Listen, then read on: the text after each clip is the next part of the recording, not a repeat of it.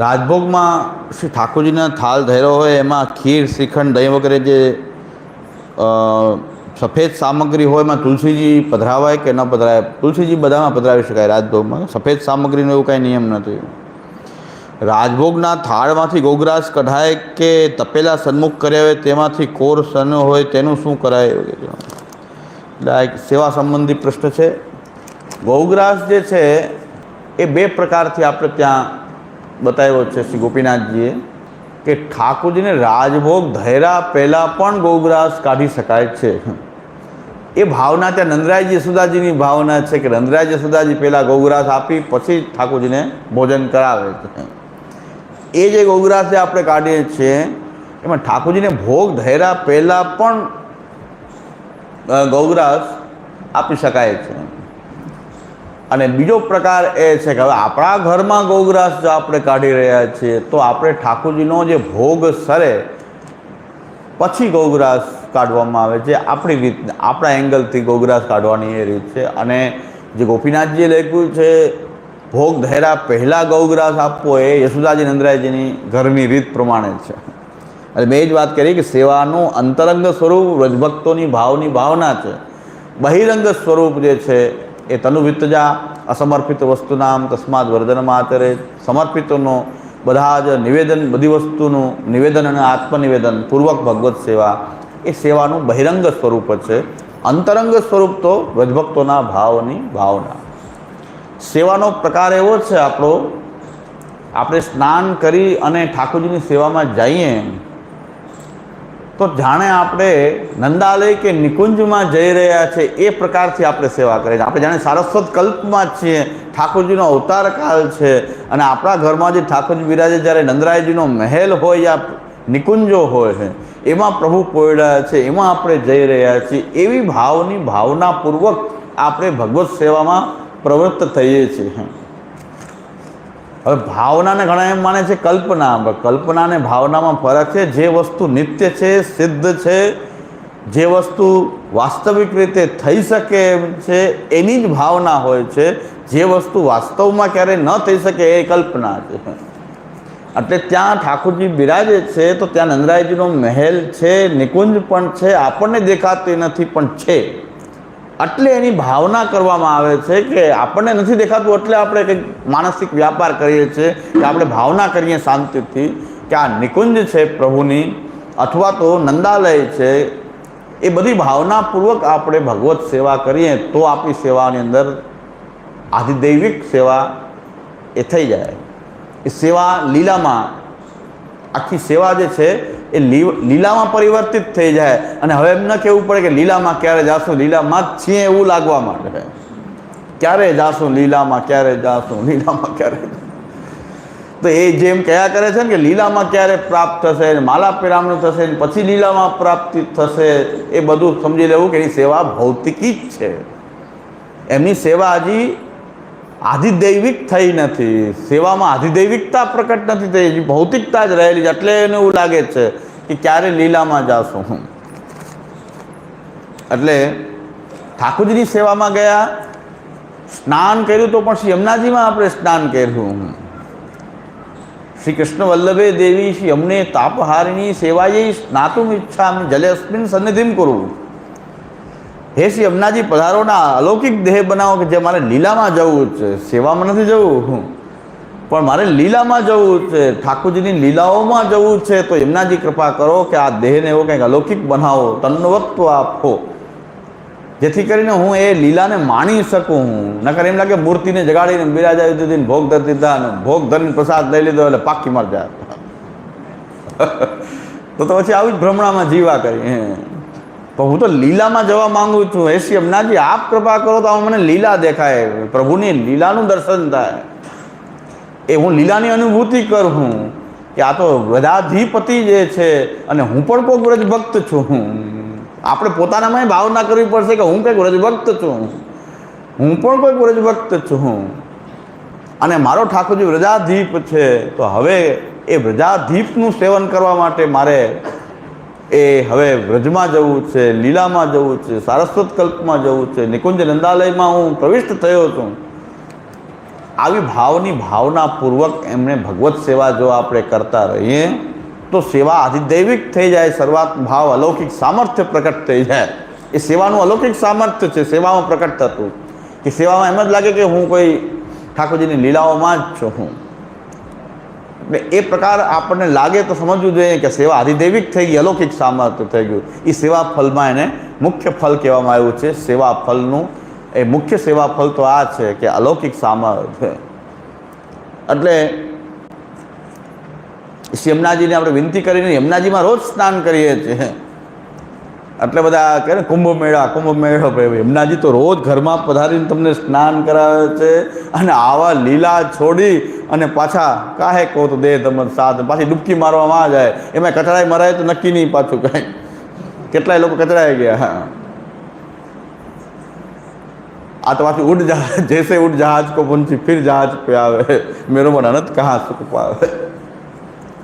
એટલે પાછું ખીચડી મેં કીધું હતું, ખીચડી ભાગમાં આવે તો ખીચડી જ ભાગમાં આવે, પાછું કચડાવાનું જ ભાગમાં આવે. અમે રાજના ખાસા ખવાસ રે, મુક્તિ મન ના આવે રે. અમે તો રાજના ખાસા ખવાસ રે, મુક્તિ મન ના આવે. કચડાવવા માટે અમે સર્જાણા થોડા છીએ. અમે તો ભગવદ રૂપ સેવાર્થમ તત્સૃષ્ટિ દંડતા. એટલે અમે તો રાજના ખાસા ખવાસ રહે.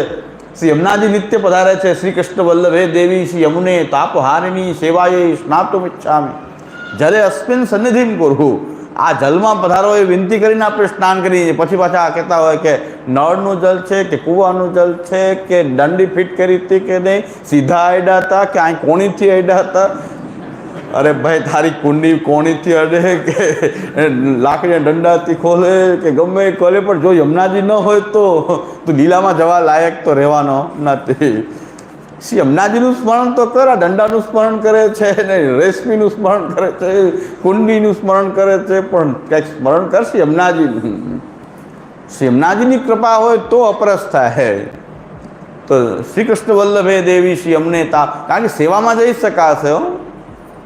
મરજાદની ઓલી જે બોત કહે છે ને, બ્યોત, બ્રજભાષામાં બ્યોત શબ્દ છે, એનું ગુજરાતીમાં બોત. એ બોતમાં જવાય પણ નિકુંજમાં ન જવાય.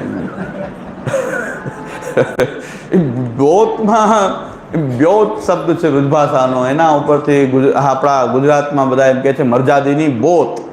બોત એટલે આ બધું જે જ્યાં સેવાનું સામગ્રી વિદ્યમાન હોય, ખાસા છે કે દૂધઘર અનસકડી સકડીની મેંડ આદિ બધું, પ્રસાદીનો કબાટ ને સામગ્રીનો કબાટ ને એ બધું બ્યોત કહે છે. એટલે હા, આ બધું કૂવાના જલથી ને નળના જલનું આ બધું જે છે કે એનાથી આપણે આ સ્નાન કરવા માટે આ લકડી રાખવી, લકડીની એ લકડી પાછી ભીની ન થાય એટલે એના માટે બીજી લકડી રાખવી, જે હોય. કારણ કે લાકડાના નળ ઉપર લાકડું ફિટ કરે, પછી હવે એ જલ ઉડી ઉડી પછી એ ભીનું થઈ જાય. ભીનું થઈ પછી એને અડવું કેમ? તો એનો વિકલ્પ એ છે કે પછી બીજી એક લાકડી રાખે, એ લાકડીથી ઓલી લાકડીથી પછી ઓલી ટાંકીને ખોલી નાખવી. હા, આ બધી સેવામાં જઈ શકાય, આ બધી રીતથી સેવામાં જઈ શકાય. પણ લીલામાં જવું હોય તો યમુનાજીની જરૂર પડે ને. તો અહીંયા પછી નળ કે નળનું જલે ન ચાલે ને કૂવાનું જલે ન ચાલે ને ગમે એવી પાકી મેંડનું જલે ન ચાલે. અહીંયા તો શ્રી યમુનાજી જ જોઈએ. શ્રી કૃષ્ણ વલ્લભે દેવી શ્રી યમુને તાપહારિણી સેવાએ સ્નાતુમ ઇચ્છામિ જલે અસ્મિન સન્નિધિમ કુરુ. આ જલમાં યમુનાજી આ પધારો તો સેવામાં નહીં, મારે તો લીલામાં જવું છે. સેવા થઈ શકે પણ લીલા તો યમુનાજી કૃપા કરે તો થાય. સમસ્મજ એ સ્મરશ્રમ જલાણુ ભી સકલ ગાત જય સંતવા. એ તો યમુનાજી કૃપા કરે. મુરારીપદ પંકજ સ્ફુરદ મંદરેણુત્કટામ. ઠાકોરજીના ચરણારબિંદની જે રજ જે છે એ જલમાં ખૂબ ભરેલી છે. એનાથી યમુનાજીનો પ્રવાહ ઉન્નત લાગી રહ્યો છે.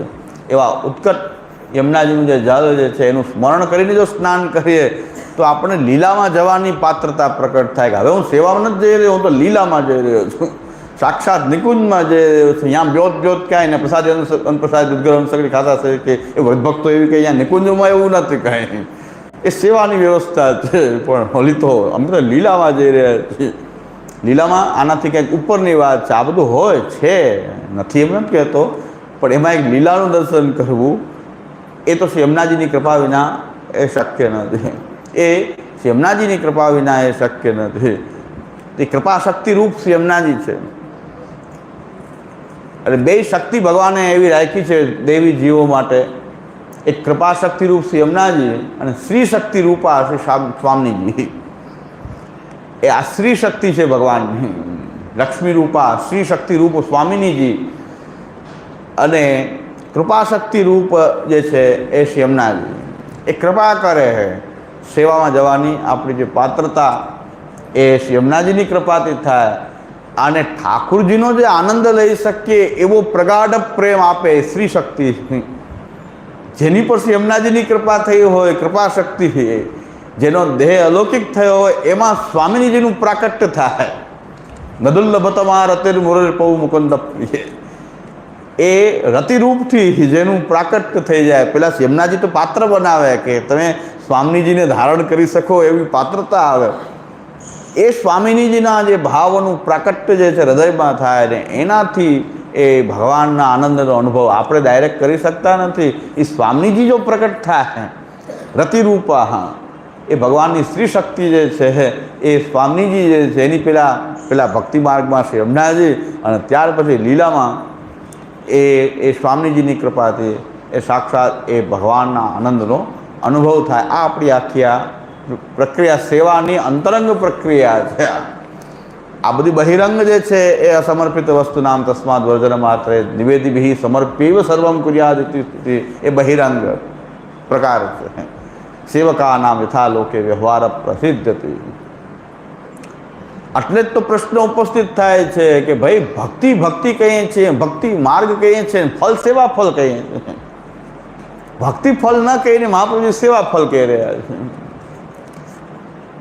તો એટલે આ મહાપ્રભુજી કીધું સારું કર્યું પૂછ્યું, આ બહુ કઠિન છે સેવા ફલ ગ્રંથ. વિશુદાસ છીપાને કહ્યું કે આ બહુ કઠિન છે કે તમે પૂછ્યું કે નથી સમજાતું એટલે વિવરણ કરું છું. હવે કે ભક્તિ ફલ ન કહી અને સેવા ફલ કહી દીધું. પાછું માર્ગ પાછો ભક્તિ માર્ગ કયો છો, ભક્તિ માર્ગ જો માર્તંડ કહેવામાં આવે છે, પછી ફલ સેવા કહેવામાં આવે છે. હવે એનો વિચાર કરીએ કે સેવા કહેવાથી ભક્તિ થાય કે ન થાય. તો શું મહાપ્રભુજી કહે છે ભજ ધાતુ, એ ભજ અને તીન પ્રેમપૂર્વકની સેવા એ તો ભક્તિ છે. અને એ પ્રેમપૂર્વિકા સેવા તો ફલરૂપા સેવા. સેવાને ભક્તિ ક્યાં અલગ રહી, એકમેક થઈ ગઈ. એટલે આપણો આ મનોરથ હતો આદ્ય સિદ્ધેન મનોરથ. એટલે આપણો આ મનોરથ હતો કે એક વખત બધાને શ્રી મહાપ્રભુજીની વાણીનો સંપર્ક કરાવવો જોઈએ. અનુગ્રહે નિયોજ્ય અત સંગ્રહ સ્તુતિ સંમત. આ દેવી જીવ છે એ શું એની પર આ રીતે અપસિદ્ધાંતનું કોઈ આવરણ આવી ગયું છે કે મૂળમાં દેવી છે કે મૂળમાં આસુરી છે કે ચર્ષણી છે કે પ્રવાહી છે, કાંઈ આપણને ખબર ન પડે. આમ બધું મિશ્રણ ચાલી રહ્યું છે. પણ શ્રી મહાપ્રભુજીની વાણી એની સામે મૂકો અને એનાથી નિશ્ચય થઈ જશે કોણ પુષ્ટિજીવ છે. જો મહાપ્રભુજીના માર્ગ ઉપર ચાલવા માંડશે તો પુષ્ટિજીવ હશે, નહીં હોય તો પાછો જૈસે ઉઠ જહાજ કો પંછી ફિર જહાજ પે આવે, મેરોબણ અનંત કહાં સુખ પાવે. આમાં તો પ્રભુના ચરણારવિંદ પ્રાપ્ત ન થાય ત્યાં દેવી જીવને ત્યાં સુધી સુખ પ્રાપ્ત થતું નથી. અને આસુરી જીવ જે છે એને પાછું એ વિષયો પ્રાપ્ત ન થાય ત્યાં સુધી સુખ પ્રાપ્ત થતું, એને વિષય જ શોધતા હોય છે. એ આસુરી જીવો તો પુષ્ટિ માર્ગમાં આવીને વિષય શોધતા હોય છે. એટલે કहीं पे નજર है कहीं पे નિશાના. વાત કરે કીર્તનની, વાત કરે સેવાની, પણ નિશાનો કંઈક બીજી જગ્યાએ ચાલતું હોય. કहीं पे નજર है कहीं पे નિશાના. કે રાસના કીર્તન બોલાવતા હોય ને કંઈક દ્રષ્ટિપાત ક્યાંક થતો હોય.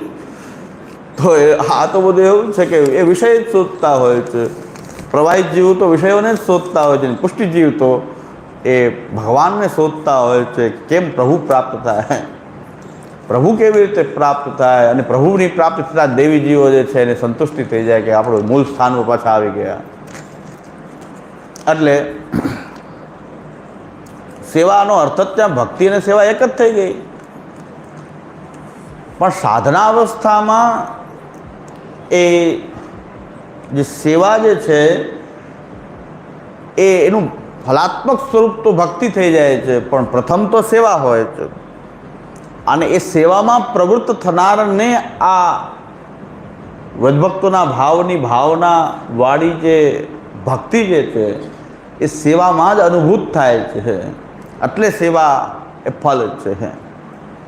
કારણ કે ભગવદ રૂપ સેવાર્થમ તત્સૃષ્ટિ અન્યથા પહેલેથી કહી દીધું. કૃષ્ણ સેવા સદા કાર્ય કીધું, તો ફલમાં બાજુ ભક્તિ ન કહીને ત્યાં સેવા જ કીધું કે આ સેવા જ ભક્તિનું રૂપ ધારણ કરે.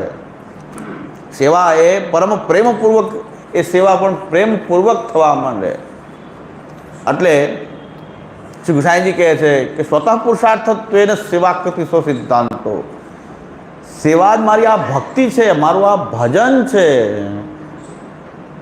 અને એ સ્વતંત્ર મારો પુરુષાર્થ છે, ભક્તિ મારો પુરુષાર્થ છે, એ જ આ સેવા છે. સેવાને પોતાની ભક્તિના રૂપમાં કરવામાં આવે છે. અહીં ભક્તિ એ સેવા અને ભક્તિ અહીં એ સ્વતઃ પુરુષાર્થત્વેન સેવાકૃતિ, સેવા કરવામાં આવે પણ ભક્તિ ભાવપૂર્વક કરવામાં આવે. અમારી ભક્તિ જ આ પ્રકારની છે. અમે માલા લઈને નથી બેસતા ચાલો, પણ અમારી ભક્તિ આ પ્રકારની છે કે અમે આ ઠાકોરજીની ભાવની ભાવનાપૂર્વક, વ્રજભક્તોના ભાવની ભાવનાપૂર્વક મંગલાથી શયન પર્યંત અમે આ પ્રકારની સેવા અને અનુસરમાં કથા. સેવા અને કથા બેય થવી જોઈએ. સેવા અને કથા બેય થાય તો એ મુખ્ય કલ્પ છે. ખાલી સેવા કરે અથવા ખાલી કથા કરે તો એ બેય સમાન, જેને કહી શકાય કે એ ગૌણ કલ્પમાં જ આવશે. ખાલી સેવા પણ ગૌણ કલ્પમાં આવશે. તો સેવા અને કથા બંને થાય તો એ મુખ્ય કલ્પ છે પુષ્ટિ માર્ગનો. એમાં સેવાની પ્રધાનતા એટલા માટે છે કે સાક્ષાત સ્વરૂપ સંબંધ સેવામાં પ્રથમથી જ છે. ભગવાનના સ્વરૂપનો સંબંધ જે છે એ પ્રારંભથી જ છે. તમારી ભક્તિ હોય કે ન હોય, હજી તમારો એવો ભક્તિભાવ વિકસિત થયો હોય કે ન થયો હોય, પણ ભગવાનના સ્વરૂપનો સંબંધ તો પહેલેથી લઈને છેલ્લે સુધી એક સરખો જ છે. ખાલી આપણો પાત્રતા અલગ હોવાને કારણે અનુભવમાં જે કાંઈ આવતું હોય, પણ ભગવાન તો એ જ છે, પ્રભુ તો એ જ છે. એ સાક્ષાત ભગવત સ્વરૂપનો સંબંધ સેવામાં પ્રથમથી જ થાય છે. એટલે આપણે અહીં સેવાની પ્રધાનતા કહેવામાં આવી છે.